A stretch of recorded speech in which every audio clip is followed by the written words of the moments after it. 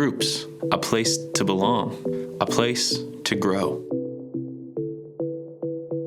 Together, groups pursue Jesus. We're so glad that you're here. Welcome to your group. Well, hey there, and welcome back to another week of discussion in groups. This week we're diving into a sermon titled, Why Are You So Afraid?, that I actually preached this past Sunday. The message was based on Mark 4 and 5, covering two stories. One where Jesus calms a storm, and then a second where he heals a demon-possessed man to demonstrate his power. Before we get into discussing that, though, I have a warm-up question for you. What were some things that you were afraid of as a kid?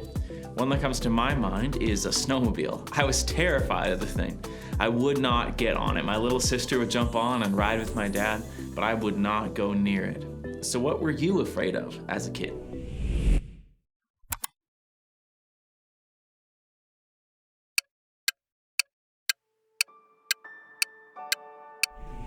Okay, well, let's take a few moments to discuss the sermon from Sunday. The text we look at had a key connection of fear that showed up in both stories. There were people who saw Jesus and interacted with him and responded in fear. And Jesus questioned the disciples when they were afraid, asking them, "Why are you so afraid?" He questioned their faith. There are certain fears that Jesus calls us to remove, to give over to him, and to live in faith instead of fear, that he is who he says he is. We looked at 3 of these fears on Sundays. The first was fear when Jesus changes the status quo. The second is a fear that Jesus will affect our money. And the third is that Jesus may ask us to follow into something that we deem unwise. These 3 fears came up in the stories in this text from Mark. When Jesus healed the demon-possessed man, he broke up the status quo. The people were comfortable with the man to be cast off, but now they had to interact with him again. Further, Jesus was so powerful to cast out the demons, and that was against the status quo. We see a fear of money from the people who lost 2,000 pigs. They asked Jesus to go away from them. There was fear of economic loss if Jesus were to stick around. And finally, the disciples initially responded in faith and followed Jesus out into the water. But when things went south, they were afraid and lost their faith in Jesus. I want us to key in on the fear related to money in our discussion for a minute today. I talked about this principle that to Jesus, people are more important than money. But I had a hunch that in this story, the townspeople would have rather kept the 2,000 pigs than have the man healed.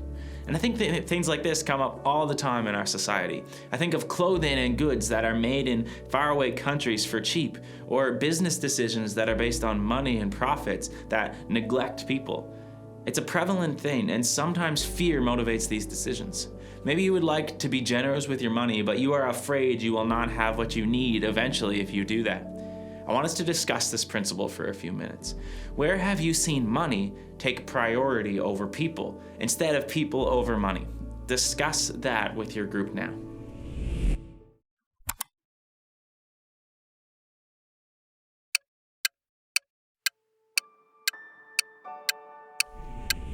These 3 fears associated with Jesus are by no means the only fears that people have.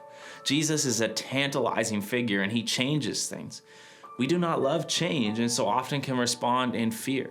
I want you to discuss this for a few minutes. What are other potential fears about Jesus? These could be fears from your personal experiences as you first started to follow Jesus or throughout your walk with him that have come up, or they could be fears that you have heard other people share, or just any other things that you may come up with that could be fears. What are some other potential fears about Jesus?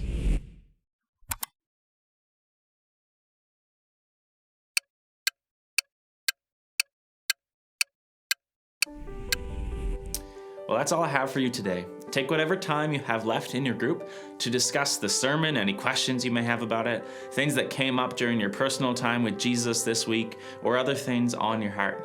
And if you haven't yet, I would suggest you take a few minutes to pray together as a group as well. I'm going to see you next week, and until next time, keep the conversation going.